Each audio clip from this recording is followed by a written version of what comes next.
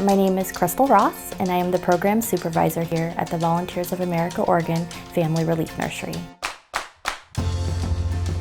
The VOA Oregon mission statement is to change lives by promoting self-determination, building strong communities, and standing for social justice. Volunteers of America Oregon has over 32 different programs across 4 different divisions. So those divisions include Children and Family Services, Addictions Prevention and Treatment, Public Safety, and Business Enterprises.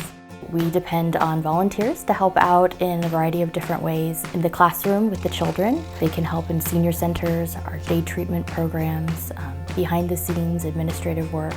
We can always use students, and we have different opportunities such as internships, special projects, and group volunteer opportunities as well. My name is Lori Johnson, and I'm here at the Family Relief Nursery 2 days a week.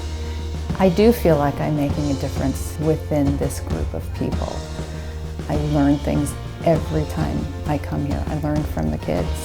VOA Oregon is a fantastic organization to be a part of, and I encourage anyone who is interested in volunteering or doing a possible internship to contact us and get involved. It's a great way to give back to your community.